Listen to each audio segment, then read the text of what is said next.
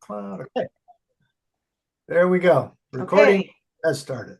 welcome everybody. We have the great honor and privilege of having Dan Burkholder be our judge for the iPhonography contest. And we've known Dan for quite a few years and we've put up with him for all this time. But he's pretty good about what he does. So we thought he'd be really interesting to have as a judge. Actually, we're quite honored to have him as a judge, but also it'll be great to hear what he has to say. And he'll be showing you some pictures and talking about a bunch of stuff. So this is what I'm going to ask. I'm going to ask if you would all mute yourself, and then if you have questions, I'm going to be monitoring the chat. So if you have questions, put them in the chat. But we are planning that when Dan is done with his presentation, we'll have a whole question and answer and discussion after that point. But again, if you have a question, just go ahead and put it in the chat, and I will monitor that for you. So okay, so here we go, and welcome, Dan. Well, thanks very much, Bobby and Lee.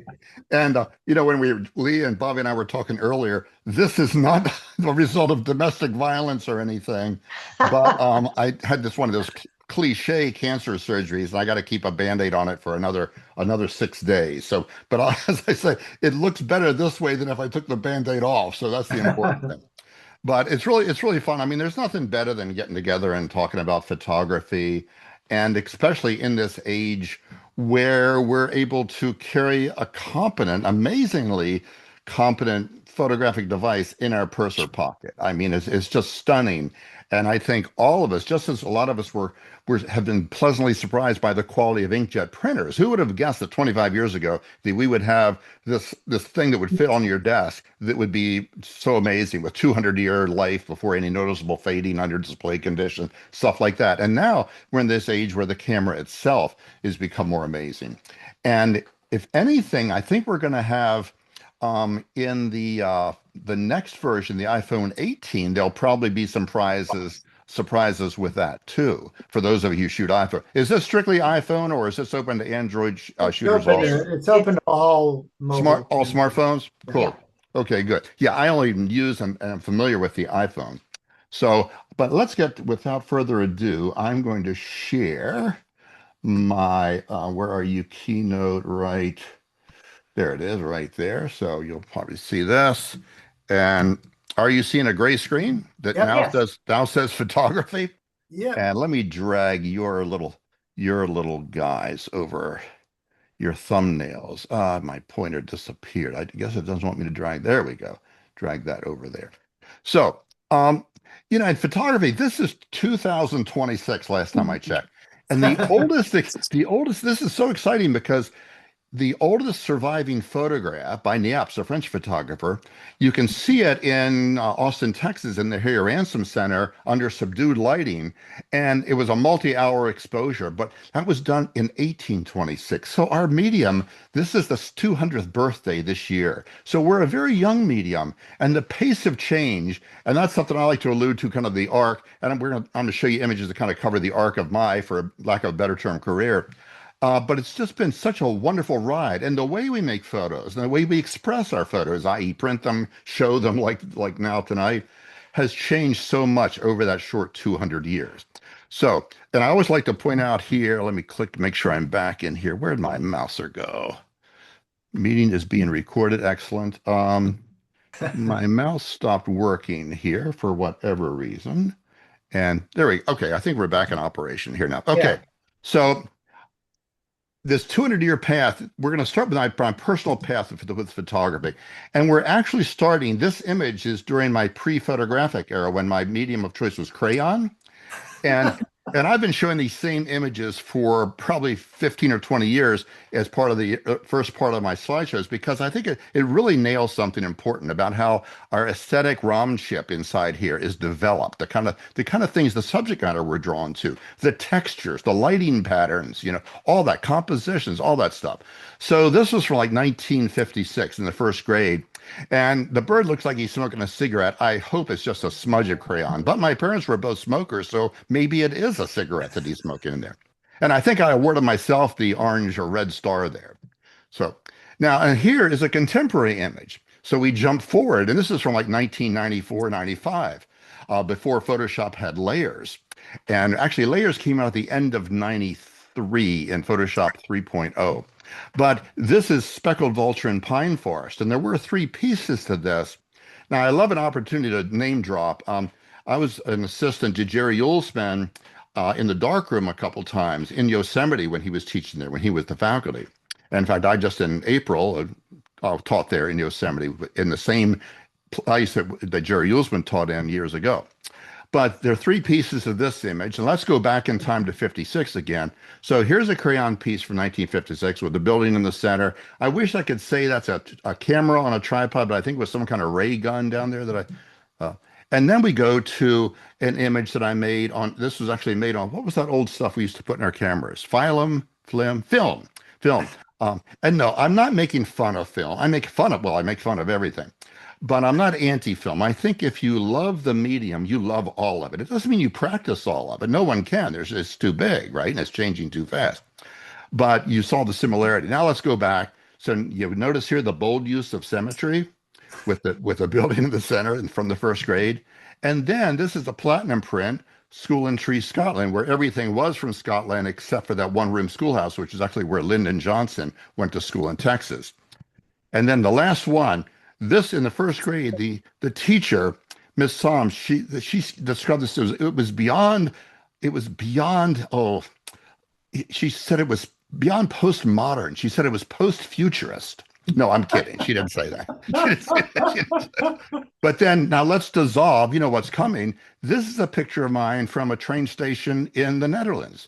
So, it's kind of obvious that, and I say honor that. When you feel yourself drawn to these things, just make sure it's coming from in here. And that could have been shaped by the kind of wallpaper around your crib, the texture of your father's beard, the shape of your mother's breast. There could have been lots of different influences. But when you find yourself drawn to these same kind of things, that's okay. But like I said, make sure it's coming in from your aesthetic heart and not because you saw an Ansel Adam or a Brett Weston or a Martha Kosanov show at the museum the weekend before. It's okay to emulate as you kind of find your way and find your own voice, but don't try to copy. Now, this little series here, I call the transition from classic to digital. And I was on a train ride actually years ago in Europe and sitting with Dusan Stulik, who's now retired from the Getty Museum. But it was the first time I heard, instead of the analog era, I really don't like that term. It's kind of an ugly word, I think. But he described it as the classic era of photography, kind of like Coke Classic. And I thought that was so nice. I always like to give him credit. So this image, for instance, this is my image. It's nude in window with bats. And it was kind of, when I was single, I figured this was every woman's fantasy, which might explain why I stayed single for so long. But so this is actually a composite, but not done digitally. There were two pieces. The bats were all in one frame of film, which is a story in itself from North Texas at the Bat Cave, which is now owned by the Bat Conservancy, the highest concentration of mammals of any place on Earth. And then the model was in this abandoned radio station, which has since been torn down. So I did do masking under easel masking. And full disclosure, I wrote my master's thesis on masking in a pre-digital era. But I'm a fan of masking, not because it's wonky, but because working on certain areas of the image really let us take the image to a different kind of look and feel and level. So this image, this is still my favorite image in my entire portfolio from back in '83. And this was shot on film, actually triaxed on a Nikon F3 with a soft focus lens, but I processed the triax in Paper Developer instead of Film Developer, and that popped an intentional grain, which was the only way we had to create a grain effect back then, right? So, and then on the silver print, the silver gelatin print that I made on the enlarger, I used a chemical called potassium ferrocyanide in brushes to lighten the tones, like on the tank top down below and different places on the face, to orchestrate eye movements. I think we try with color and design. We orchestrate eye movements and we set a mood.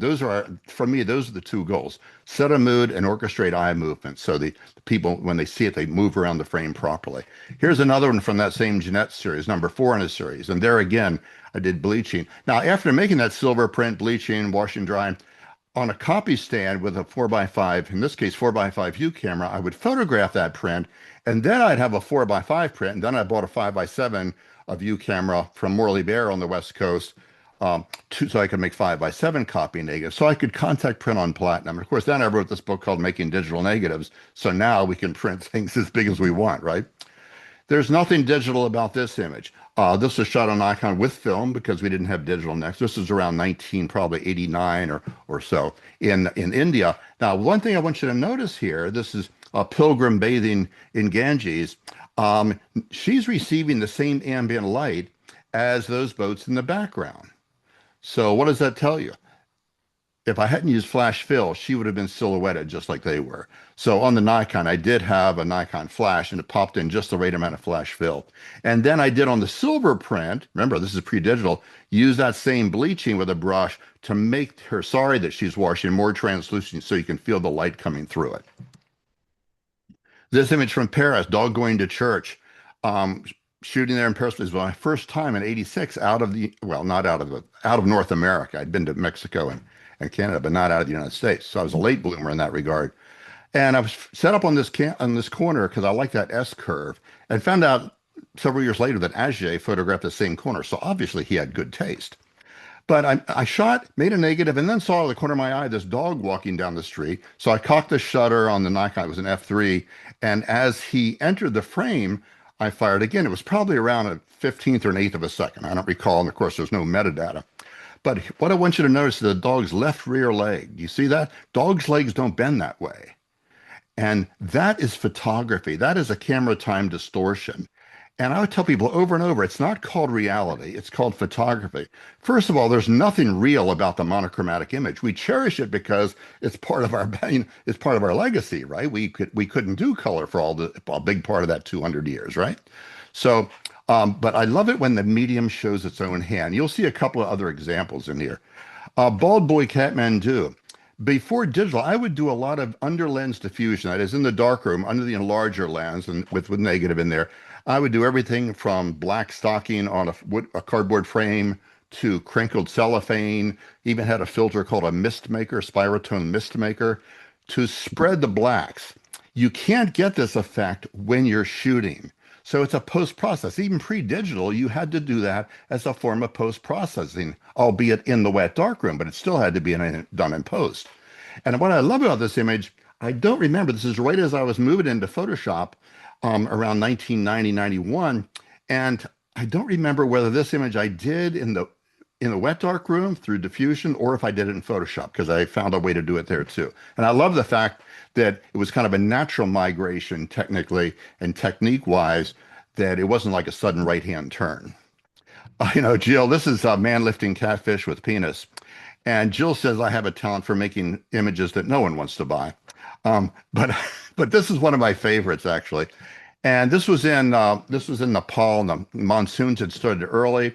And this man pops out from behind this dilapidated temple and says, want to see me lift heavy rock with male organ? I said, sure. I'm just after beauty and intrigue in an image. It can be one or the other. Sometimes it's a lot of one and none of the other. Sometimes it's a mix. In this case, not a lot of beauty, but certainly intrigue. So this was a composite, and had to create the shadow, had to create the pond ripples. And I don't do that background Rorschach thing. If you look closely, it's not pure Rorschach. I did move the little mosses and things around. This image, I've actually sold a couple of these. This is Pigs in Frozen Paradise. And this was 3 separate negatives from down in Rio de Cotorce, Mexico. So the church with a 14 millimeter Sigma, a rectilinear 14 millimeter on a Nikon, was one image. If you see those in the bottom left and bottom right corners, that kind of dilapidated adobe, that was an outside, some adobe ruins that I put in here in Photoshop. And then the pigs I photographed down in Tehuantepec, down in southern Mexico. And I didn't realize when shooting those that they were going to be kind of unified. But when I got home and looked at proof sheets, it just seemed like they had to kind of be united.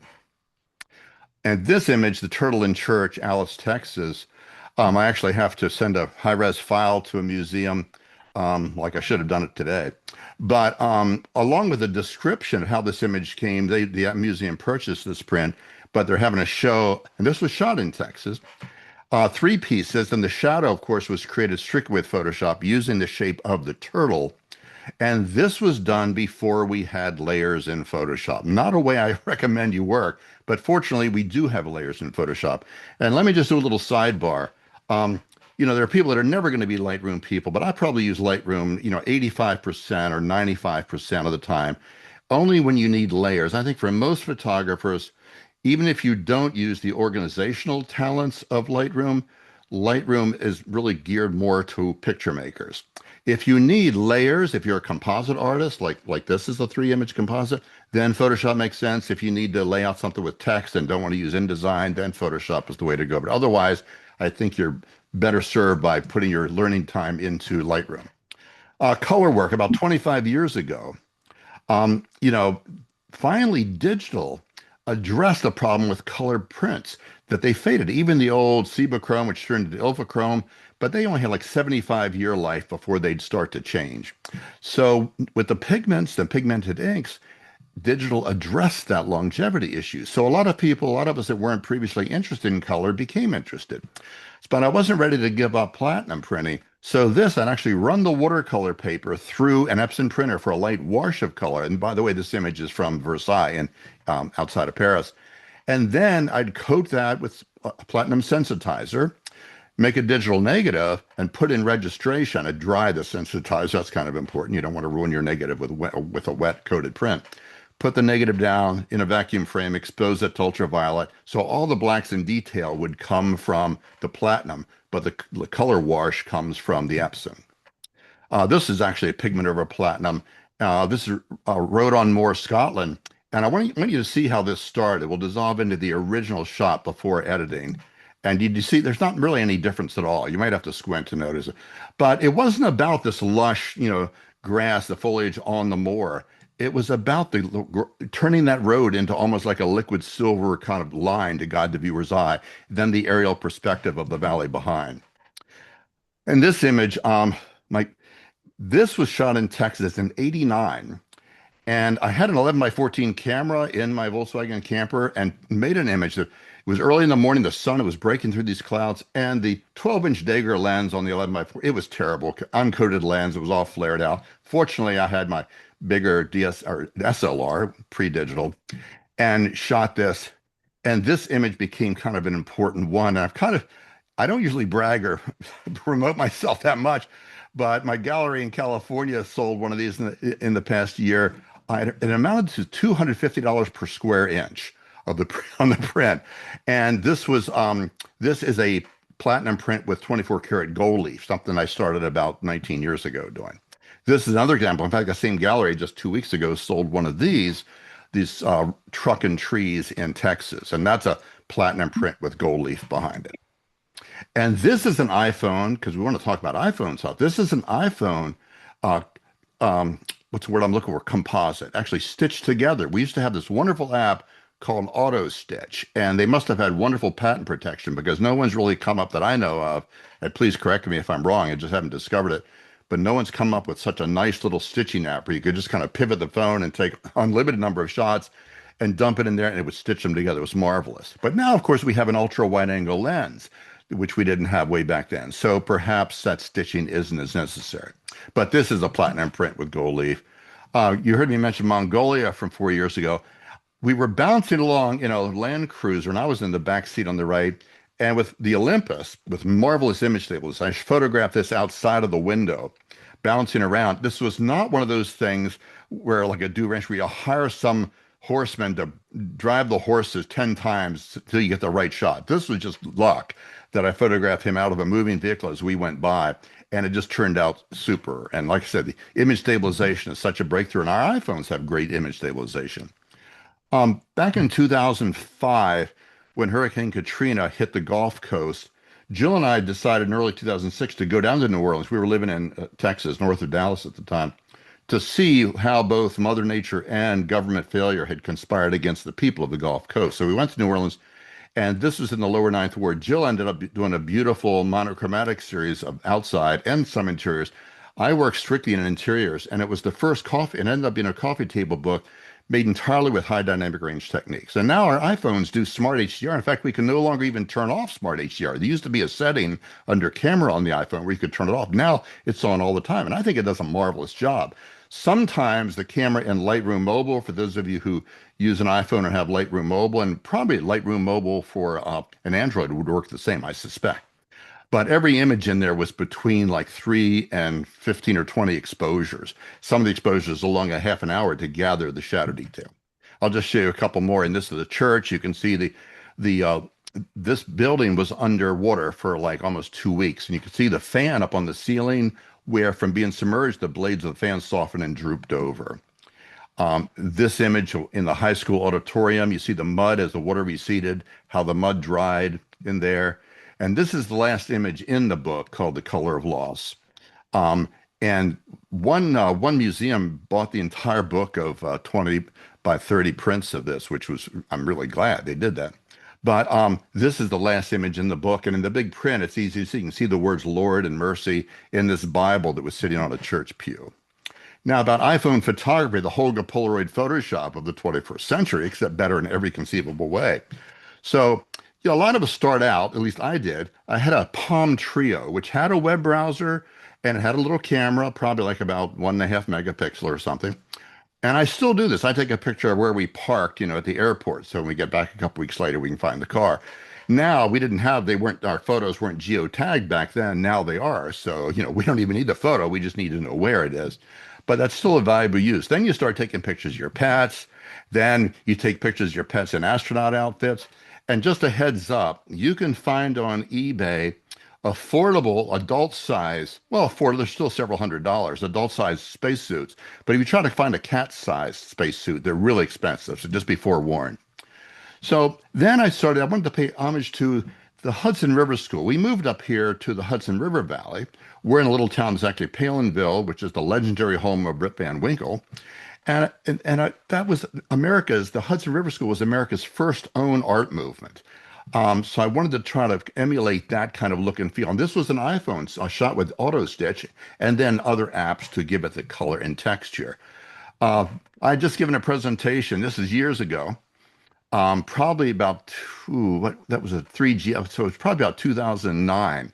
The iPhone came out in 2007, the original that we've referred to fondly as the silverback because it had a rounded aluminum back on the iPhone. But Jill and I were leaving Manhattan, going across the George Washington Bridge. It was raining, and I was driving. I said to Jill, I said, "Could you hold the steering wheel for a second so I can, take a picture?" She said, "I'm not going to hold the steering wheel going across the George Washington Bridge in the rain." And I said, "Well, someone should because I'm doing photography." So, and she was a sport. She held on to the steering wheel, and I shot this through the windshield. But then here's what I want you to notice: the aspect ratio of our iPhones is 3:4. It's not square. It's not an old 2:3 like the old DSLRs, and like still the Nikons and Canons and Fujis and Sonys are still 2:3. I like this iPhone and Micro Four Thirds that I shoot when I need a bigger camera because they're both 3:4. I think it's a more useful kind of aspect ratio. But here's the point. I did not crop this. I squeezed this down. Now you can do this easily you can do it on your computers. You can do it. I did it on the phone just because it's more fun.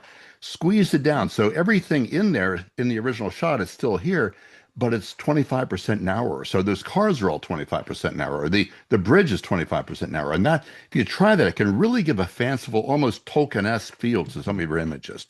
Oh, here's a little video from years ago. I was teaching down in Florida.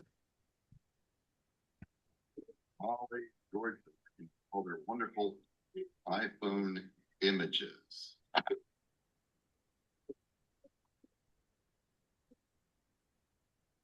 So that's done with an app called Action Movie FX, which is a lot of fun.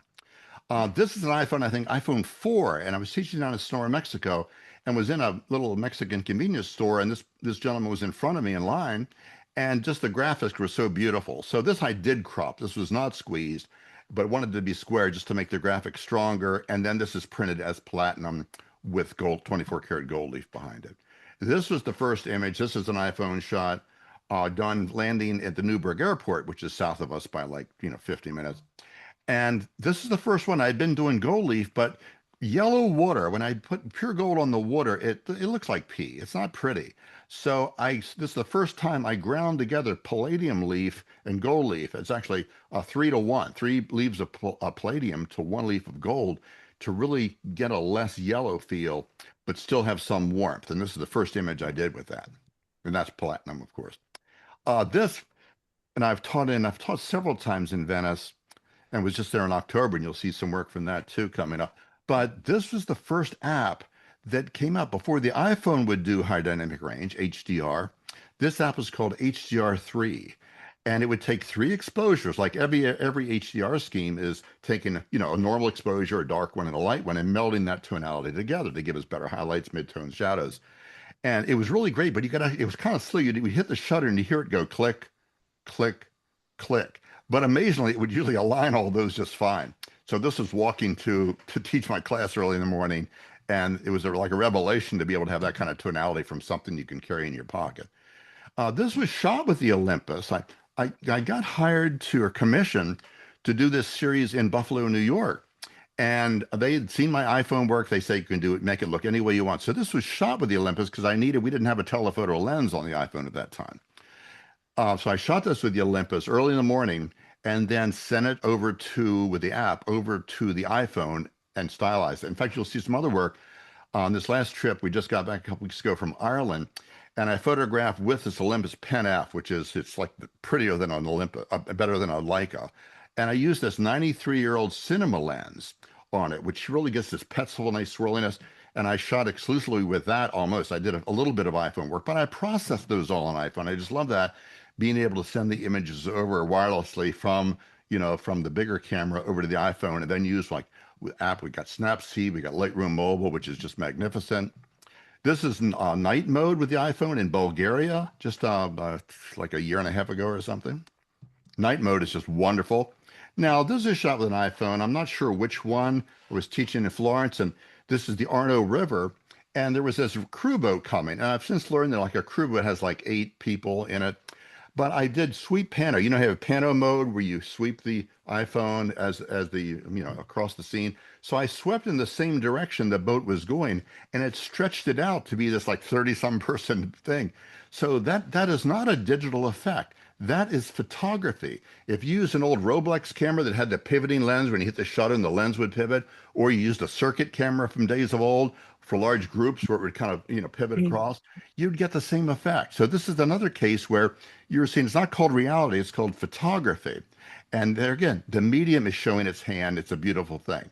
Now, the blur on the background to throw the emphasis off the other side, the building on the other side of the Arno River, that was done in Snapseed with the lens blur filter.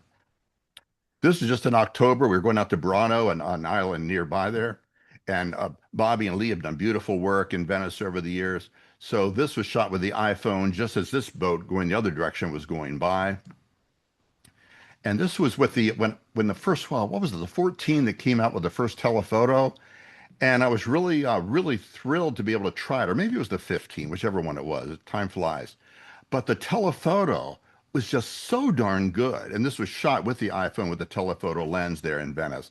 And it just does marvelous things. There's another one in black and white that I shot with the telephoto. So I was really excited about, how they just keep extending the capabilities.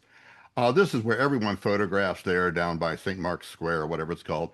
But the difference is this was shot with live photo mode on the iPhone, which we have.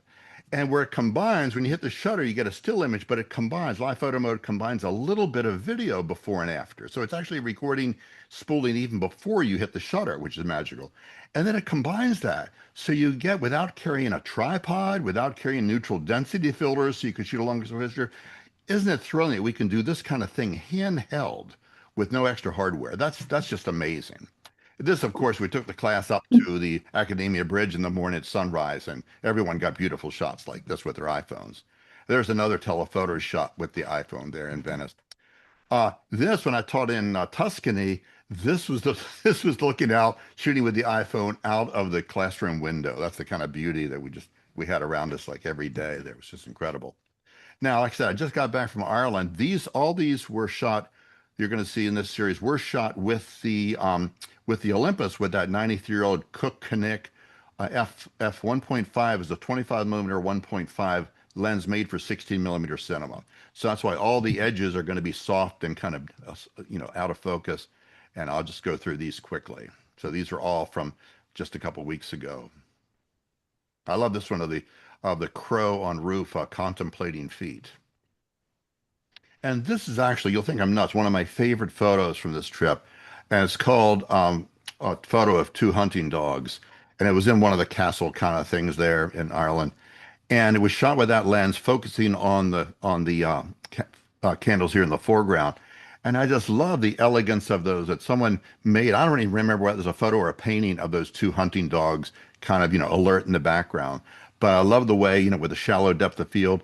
And you'll notice the streaking down at the bottom of the candelabras. At first, I thought it was camera shake, but I realized it's that same swirliness. The Petzl is just, it's more noticeable on those highlights down there. So it's not camera shake. It's actually the lens, the optics doing that. It's just a magic thing of photography. From a train station, the London Eye, that's with that same camera and stuff. Now remember, these are all processed on the iPhone. And here's the kicker. Because my camera, it came out like 10 years ago, it's been discontinued for years. Jill gave it to me like 7 years ago. The app, because the camera is so old, the digital camera, it only lets me send the JPEG over. So I shoot RAW plus JPEG. Of course, I could carry a card reader, but I don't want to mess with that. I just love being able to, just send the images over wirelessly. So all these images you're seeing were done from JPEGs. They were not done from RAW files. So it points out a couple of things. RAW files have gotten so much better, and the software has gotten so much better at interpreting. This was in one of these, ornate mansion kind of things. So I like the black and white version, but I'm actually doing a demo thing next week. And I layered it in with the color version in Image Blender app just to give it kind of a little bit of a hand-colored kind of feel of those flowers in the hallway. These little girls, I think it was like what did Jill tell me? It was some pre-church ceremony that kids get dressed up and get their pictures taken. And I happened to be on the bridge nearby. The photographer, the real photographer, was out of frame on the left, but I took advantage of this beautiful scene with these two young women here on the boat and photographed that with that same lens. Now we're almost finished here. So this little segment is one of my favorites. It's called The Most Important Photos in the World. And they're not in the galleries, they're not in museums, and they're certainly not in my portfolio. So these are the pictures that we have in our phone, on our dressers, and on our refrigerators. This was back from about 1990 when my mother and sister and I met up in Egypt. My sister was working there for a couple of different 6-month periods. And this is obviously, the wind was blowing. It looks like that's when I had hair, and it looks like I got a John Kennedy thing going with my hair. But this obviously is a very precious image to me. I'm sorry I don't know the name of the camel driver behind us there, or the photographer. I'm sure that was another, I should know, but I'm sorry I don't. But those personal photos, no matter how much artsy stuff we do, keep making those personal photos. I think it's one of the best, most purest uses of photography. And they're the ones that'll bring the tears to your eyes. This is when my dad died in 2000. That was my stepmother, who I love dearly. But you know what disappoints me about this? My composition. I don't like the way the edge of that tombstone in the middle is lined up almost with the edge of that steeple. I wish I'd moved a little bit to the right. I should have done that. Should have known. And this was pre-iPhone in 2000. It was 7 years before we had an iPhone. This was one of those Nikon cool pics with the hinge in the middle, like 3.3 megapixel. And people will say, I like to shoot film because I like the look of film. I call bullshit. I think you can make digital look like anything. Now, the reverse isn't true. You can't make film look like anything. And I'm not anti-film, but let's just be honest about it. This was the digital file. And if you zoom in, which I'm not going to do here in Keynote, but it looks like Tri-X, so I don't buy that you get a special look. If you like shooting film, if you like the waiting game of waiting to see the images, waiting to have your negatives dry, all those waiting steps, that's fine. If you enjoy it, I'm all for it. Now, these last things, this is an actual fortune cookie years ago that Jill and I were out to dinner, and I got one, and I was just amazed. So I had her hold it and took this picture. And this is real. This is not this is not a paste up. You're capable, competent, and creative. Prove it. This is a challenge cookie, and it's wonderful. We assume that you guys are all capable and competent and creative, but your job is to prove it. And that's why we chose photography. So we're not always successful. I mean, the ratio of successful images to unsuccessful is very high. That doesn't matter. And one of the things I like to stress is, sometimes your image, when you look at your image, you say, why did I even press the shutter? Well, there was a reason you pressed that shutter. And maybe you just need to kind of practice, get your skills up to bring that image to fruition. Usually there is a reason you press that shutter, but what the sensor or the film captured, it's not what you saw and certainly not what you felt when you pressed the shutter. But via processing sometimes, and you saw examples here tonight, you can bring that image to become something more out of your heart. And then this, of course, is a self-portrait, and then that is it. So thanks for watching. And now, Okay. any questions about anything? Dan, that was fabulous, Dan. I really enjoyed that. I mean, I've known you for a long time, but I've seen pictures that I haven't seen before, and I really love your approach to all of this and going for the historical, but coming into now. But obviously, it's really all about what is important to each one of us. So Yeah, and it's so fun to put the old together with the new. yes, I agree. I think somebody started to say something. Does somebody have a question? You can unmute. Questions. Wow. Okay, well, I have a question. Okay. Um, so do you shoot with any of the like through the apps, like the Waterlog or the honey, what's our favorite? Distress FX Plus No, it's the sounds No, like the tintype. tintype. oh, tintype, made Yeah. by the Hipstamatic people. Right. Made by hipstamatic people. So do you do any of that, or do you take your picture and then because obviously you've got a huge background in all this.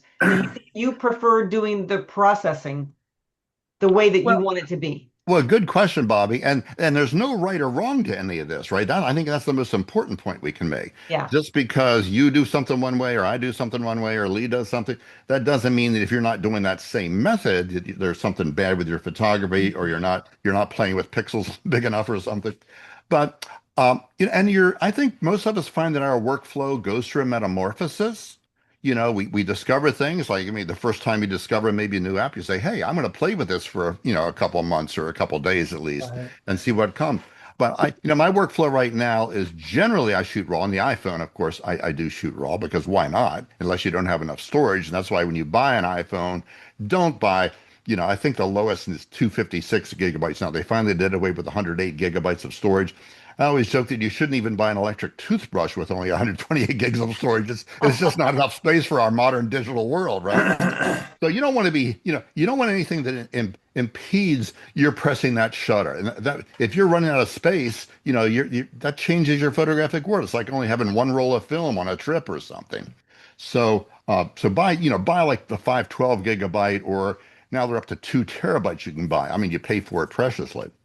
But what was the point I was going to make? Jill says I have attention, my wife, that I have attention deficit disorder.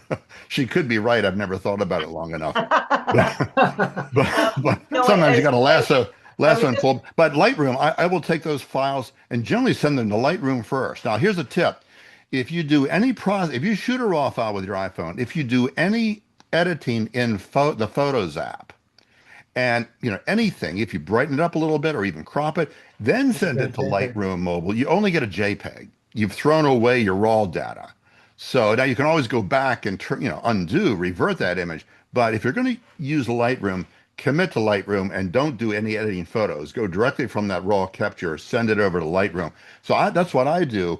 And I do the heavy lifting in Lightroom. Then I'll send it back to the camera roll for like Snapseed, because there are things like tonality, which used to be called tonal contrast, which I can't get that look and that feel in Lightroom. So that's where it's a kind of app dance, moving from app to app to get the look. Yeah, and the tintype, yeah, I mean, it does some beautiful things. So if you like that, if that complements the message, the story you're trying to tell, why not?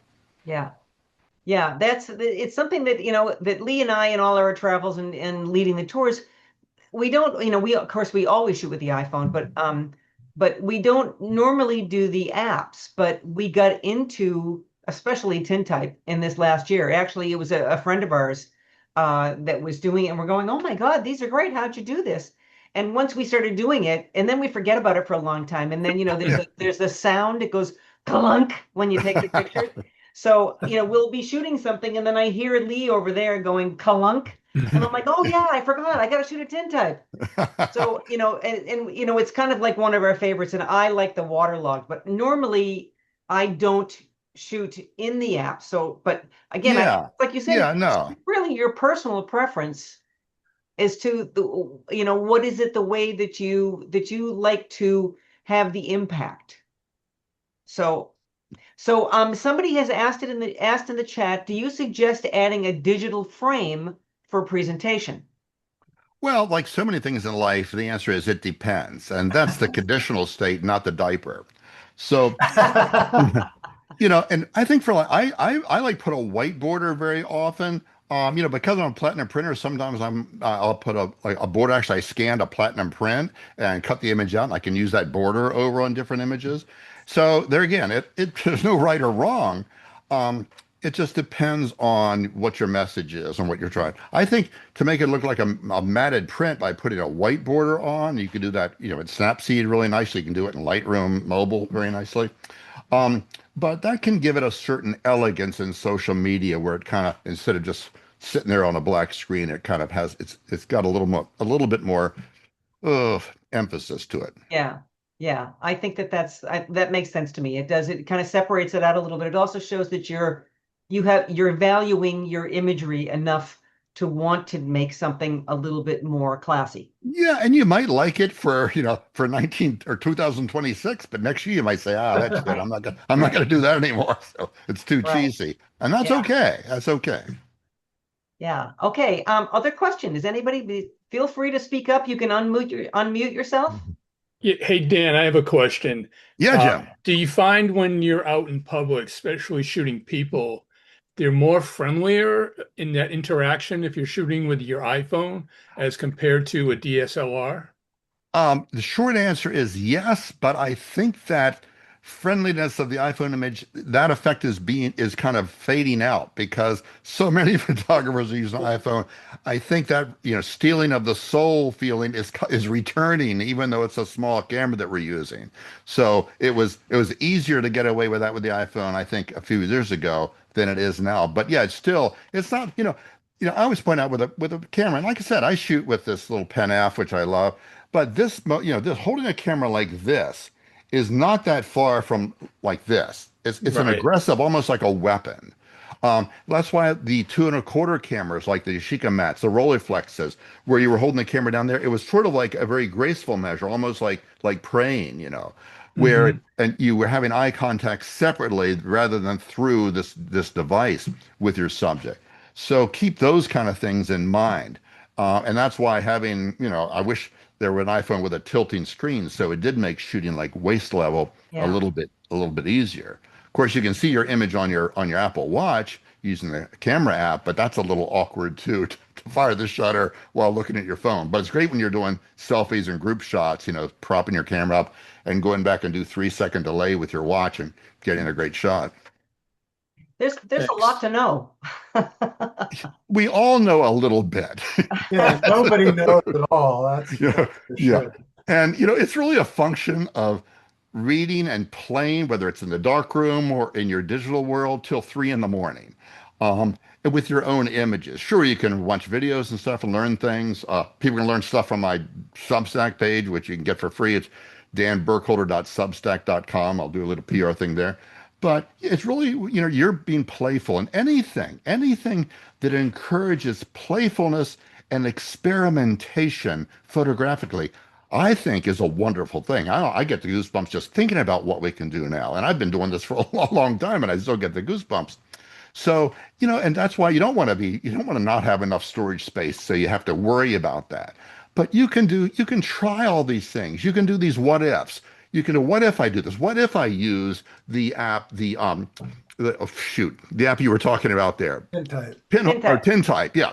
What if you try that? And all of a sudden you light up and you say, oh my gosh, that for this subject matter, this works perfectly. But then you might move on to a different project when that no longer works okay. And that's all right. That's perfectly fine.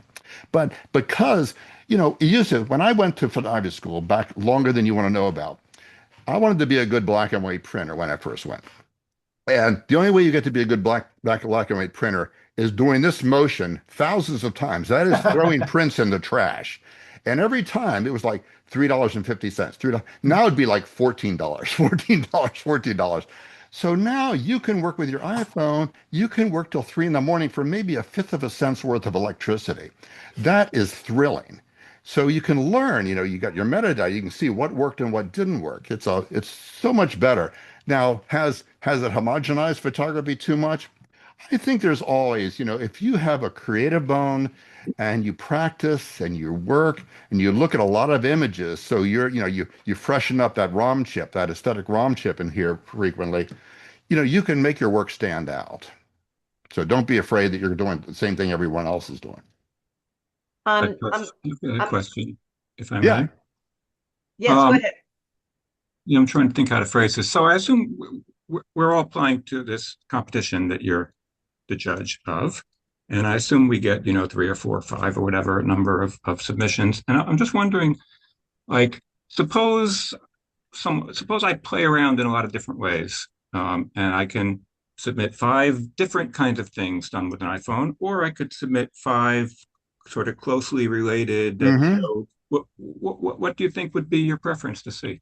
Well, hopefully there won't be. I love it when during that I can't see who the maker is, right? The metadata, that won't be included. Is that the case, Bobby and Yeah. Lee? Yes, I was just Good, going to say good. this. You don't have any name, title, Yeah, nothing. perfect, You're perfect. just looking at the image. Now, Everything's Joseph, send me randomized too. $50 and I can almost prompt. No, I'm kidding. No, but So, but but are you looking at, suppose I don't know the number, but suppose it's 5. Are you looking at my 5 together, or are they just all thrown in randomly? if it kind of depends what you're going to send in. It kind of depends on where you are in your own photographic journey. You may be at that point where you're trying several different things, so it only makes sense.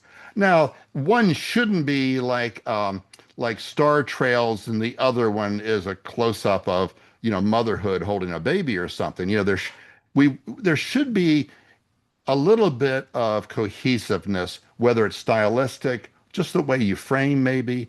But it's okay to have several different things showing. It's sort of like when people go to Photo Fest, that big photo event down in Houston. And I always told people, don't take 30 prints, which looks like photo 101 of all this different stuff. But it's okay to have a couple different portfolios, but have them separate. So one could be your nature work and one could be your street shooting. You don't have to do just one thing. So, if you're kind of further along in your photographic journey, Joseph, and you do a whole series, I'll probably see that these are by the same maker. There will be there'll be something, some hook in there, probably that's similar. So I wouldn't worry about it, frankly. Yeah. What? Joseph, There, I just want to say that I'm not sure, and I would have to double check on this. I'm not sure the order that the images are shown. In other Mhm. I words, think when I he's think it's going to totally judge, randomized. It's yeah, totally randomized because we don't want, we don't want the identity of the artist to be known to the judge. We just want the judge to look at the work and judge the work. Right. So Now each some. piece Oh, is a one-off, and right. And you I'm can sorry. you can buy as many entries as you want. So some people are going to be submitting one picture, some people mhm. 3. It's up to you how many you want to submit. You can submit as many as you want as long as you pay for I, it. I think there was a limit. But Joseph, I wanted to say is that this competition is not about judging like a series. It's basically going to be Right. just looking at Good. individual images. This isn't like you're not presenting a portfolio that should be cohesive, as Dan was saying. This is really just looking at Right. single images. Okay, So that's exactly the I answer I was looking I for. wouldn't be too concerned about you trying to put together 5 images that are all speaking to one another or in keeping in the same vein.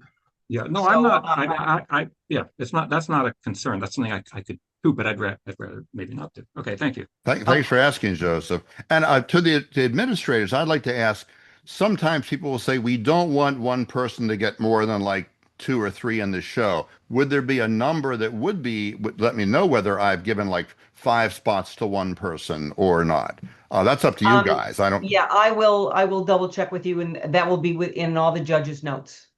Great. So it's again, for those of you who are here, I've just become chair of the photo committee, and there's a lot I don't know yet. So, I don't have those answers right off the top of my head. Sure. I don't know. I do know that there will be 50 images chosen. However many are submitted, there will be 50 images that will be presented online, and there'll be 5 images that will be award winners, first, second, third place, and 2 honorable mentions. And there's no categories. It's not like portraiture, street shooting. It's going to be whatever Dan thinks are the best Open. pictures. Yeah. Joseph, did that answer your question? Okay. Great. I wanted to bring up another thing that Dan, that you had just said this, because you were talking about shooting with the Olympus Pen F, and then shooting with the iPhone. And this is something that I'm very interested in, because Lee and I have talked about this. With digital, when you have a digital camera, we're Fuji shooters, you can look through through the viewfinder, or you can look at the LCD screen. Okay, well, so if you're shooting with a Pen F, you can only look through the viewfinder, and if you're shooting with an iPhone, you can only look at a digital screen. Do you feel that you're seeing things differently or capturing things differently? Part of the reason I ask this is that we don't go through life walking around with one eye closed. We see the world with both of our eyes, and we see all of it, and then we choose to select what we want when we're making a photograph. However, to me, I do feel different when I have that one eye, and that maybe what that's doing for me is it's eliminating all the other stuff to look at, so that I am just concentrating on that. That you're making such a good point. And there's almost, I mean, sometimes that viewfinder, the electronic viewfinder or viewfinder, there's an intimacy, almost a voyeuristic kind of thing happening. And I think sometimes that does by eliminating the rest of the world instead of looking on a screen. But of course, with the Pen F, I have a fold-out screen too, so I can do low-level shooting and stuff. But you make a good point there. And I thought maybe where you were going to go with this is one of the stipulations, because I showed you a series from Ireland where like all but maybe one of those photos was shot with the Olympus, but all edited on the iPhone. But you want these to be photographed with the iPhone, right? Oh, yes. Yeah. The competition is about images that are created on a mobile phone. Perfect. Yep. Yeah. Excellent. And again, just to be clear to everybody, again, it doesn't have to be an iPhone. We had in our meeting the other day, we discussed the fact that we're changing the name of the show from iPhonography to smartphone phonography, Good. or Something mobile like that. phonography, something Good. like that. So because a lot of people think that if they shoot on an Android that they can't submit, and they can. It is say that in the perspective, but lots of times people don't read everything that's in there. Yeah. Yeah, the iPhone's just become kind of ubiquitous and it rolls off the tongue a little bit easier. Well, it's like Kleenex. It's a brand Bingo. name that has now become just means the one thing. iPhonography just means taken with a mobile phone. Yep. Like we don't ask for a tissue, we ask for a Kleenex. Right. Okay. Any other questions? Yeah, I'll throw another question out. So Dan, as far as your judging, is there a tipping point on how much post-processing? Like I saw a lot of your work has a lot of effects in post-processing. Is that something you look for? You're trying. Thanks for asking, Jim. It's a good question. The hows of photography are always easier, at least for me to talk about, than the whys of photography. But the whys are the more important component to make a successful image. So if the technique complements the image, like, see, I'll throw out a little hint. For me, I'm not a big fan of infrared because the first thing I see is the infrared on the photo. And usually the photo could have been better or the same without. But that's not to say I'm going to frown upon your infrared. If you've picked a really good subject and the infrared effect just works with it, that's great. And it may be selected. But no, I'm not really dancing around your question there, Jim. So no, I mean, if it's a completely whacked out kind of image where I don't see any visually redeeming qualities to it, whether it's in composition, color, contrast, or texture. We're in a period where borders, textures, vignettes, those are all important and popular things. And I always tell students, I'm a big fan of vignettes because they're like a visual hug on your image. They keep the Yeah. viewer, in there. And that's a wonderful kind of thing. But does every image need it? No, of course not. So did I answer your question, Jim, or did I Yeah, dance for the around? most part. Yeah, I was trying to get your feel. Like some judges are really turned off by any gimmicks or any special effects. Well, So it's I was funny, trying to feel out how you feel. it's like people will, for instance, there's in Distress FX Plus, which is like the mother of over texture overlay kind of apps, and I think it's great. And you can actually bring your own textures in, so you don't have to settle for theirs, which is kind of cool. But there's a way to add birds. You've seen birds, in the sky. So whenever you see a picture that's got the birds in the sky, you know it was done in Distress FX. So people think that's a gotcha that makes that image less valuable. They go to an Ansel Adams show, they know he used the zone system to control his tonality, but that's okay. I'm not sure what the difference is completely, so it's just what is something pejorative or not. So I'm going to be very liberal in that regard. Okay. If it works with the image, that's all we're looking for. If that's part of your storytelling and it works, that's great. If it works against your image, then no. Yeah, sometimes that stuff is, we find lots of times that people are, because they can do something, they shouldn't. It's like, oh, wow, that's a really cool texture. And the texture has nothing to do with what's going on. Right, right. Yeah. So Yep. it's Like really the a matter of, saturation slider. Like yeah. Ooh, look at that green when I go like this. Woo! Okay, Keith, I think that Yeah. you had a question. Just a quick one. This is kind of an extension of Jim's question. In this era of being able to push and pull digital imagery in all kinds of directions, do you have a threshold where, Dan, where you see an image goes from being photographic to becoming some type of digital media collaging, or something that becomes beyond photography? Well, just as they say, there's that line from a judge that, I'll know pornography when I see it. But it kind of works that way with images. So I don't think I can come up with specifics. And your question's a good one, Keith. But yeah, there can be images that are just taking too far. But what is the final result? Does this image work? No matter what you did to it. Because, we had ways, I mentioned the darkroom, where people would sandwich like texture screens with their negative, so it's not like this You is a mentioned brand. Jerry Yulesman, so there's a lot of liberality Yeah. there. Oh, Yeah. and Jerry was a master of the composite image. And his prints, you could feel the silver, his prints, he was a gorgeous printer. You could feel the silver in his silver gelatin prints. But he just had a brilliant eye. And at this one workshop, a student asked him how he did he use the zone system? How did he expose? He was shooting with a Bronica SQA at the time, a film camera in '89. And a student said, "How do you base your exposure?" And he thought about it for a second and looked at his camera and turned. He pointed to the shutter speed dial. He said, "See the green A?" Which was automatic. And that was like the last technical question that anyone asked. 'Cause then they got back to talking about vision, and composition and tonality and all that stuff. Okay, But thank you for asking, Keith. sure. I'm sorry, I just got to throw this little thing in about Jerry. He told me the story about, when Photoshop came out and they got him a computer and they got him all this stuff and they're like, oh, you're going to love this. And he's like, he played with it for like 6 months or a year or something. And then he gave it back. He's like, the hell with this, this is okay. You can do all that stuff, but it's not what I do. Yes. So, it's Well like, put. so it still kind of comes back to all of that. It's like, what do you do? Yeah. What works for you? Yeah. How does your eye work? How do your hands work? I mean, it might not be a natural thing to be working with these apps and stuff. And Yeah. that's fair. You want like a full body experience, right, with your photography. All good points and great questions too. Okay. What are you All eating, right. Keith? You're making me hungry there. I'm sorry. It's I my know it. No. romaine and kale salad. I'm eating dinner while I'm watching this. Okay, everybody, we got cocktail. anybody else have a question?